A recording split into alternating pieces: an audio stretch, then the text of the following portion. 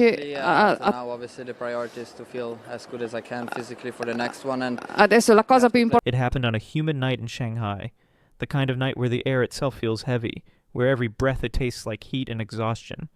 And then it happened. Jannik Sinner, the man known for his composure, fitness, and icy calm, suddenly couldn't walk.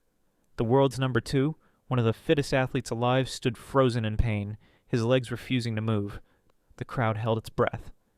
What you saw on screen wasn't just a physical breakdown, it was a human moment so raw that it silenced an entire stadium.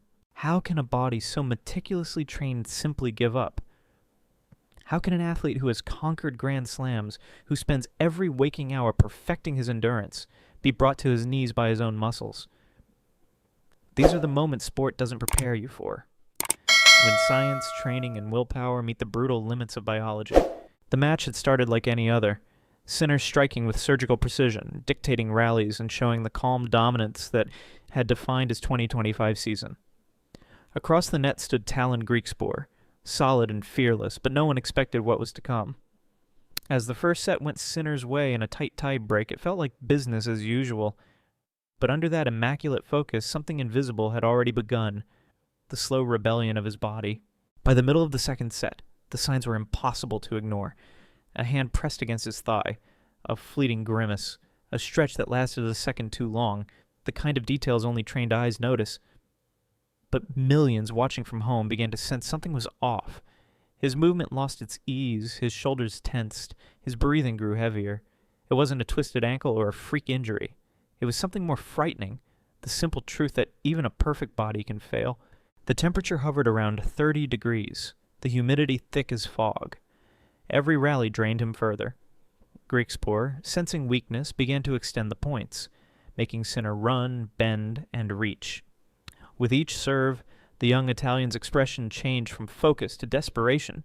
Cameras caught him pressing his fingers deep into his leg, trying to stop the spasms. Still, he refused to give in. Still, he fought. At 3-2 down in the third set, it finally happened.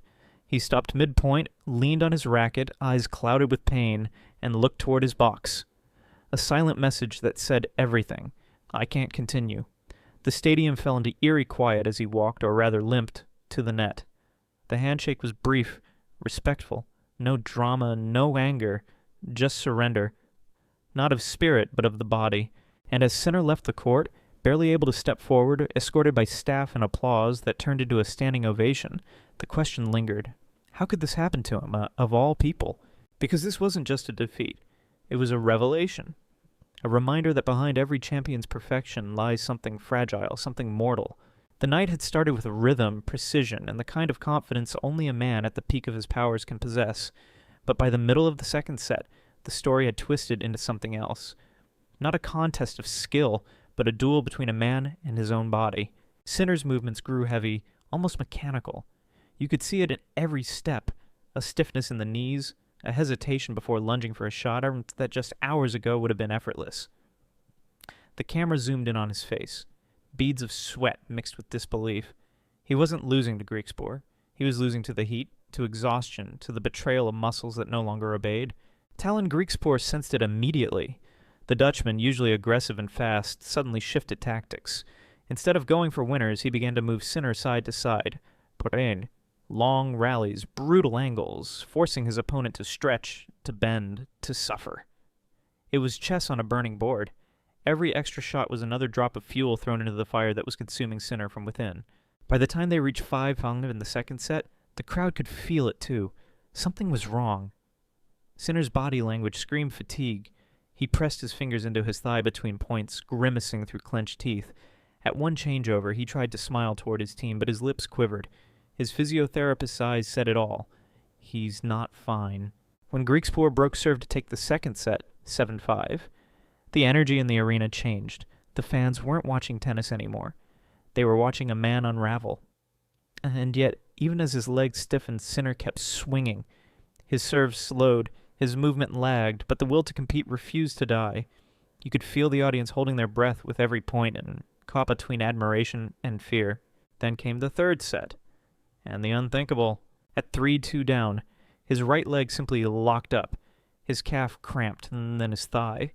He tried stretching, bending, anything to trick the body into giving him just one more game, but it wouldn't.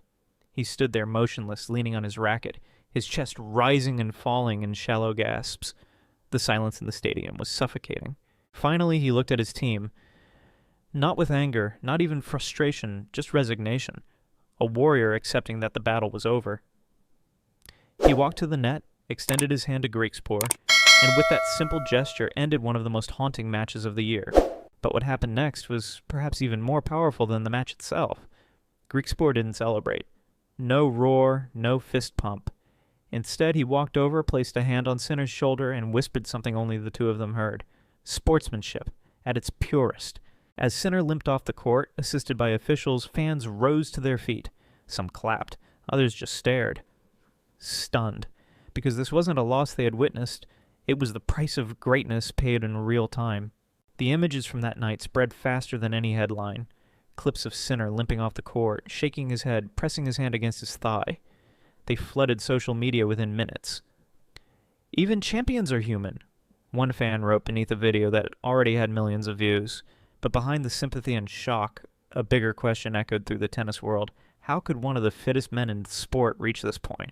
Doctors later confirmed it wasn't an injury. There were no torn muscles, no ruptured ligaments. Just total body exhaustion. Severe cramps triggered by dehydration, extreme humidity, and relentless physical strain. His muscles hadn't failed him by accident. They had simply reached their limit, a full system shutdown after weeks of non-stop competition. To understand why, you have to look at the modern tennis calendar. A schedule so brutal that even the strongest athletes struggle to endure it. In the past few months alone, Sinner had played back-to-back tournaments across continents. The heat of North America, the humidity of Asia, the altitude of Europe. Barely a week's rest, endless travel, media duties, and training sessions squeezed between flights. The body can only take so much. And yet, as fans, we expect more. We cheer the winners, criticize the losses, and rarely think about the toll it takes. Ironically, Sinner himself had warned about this earlier in the season. In one interview, he said, "Sometimes the calendar doesn't give us time to breathe." Few took notice then.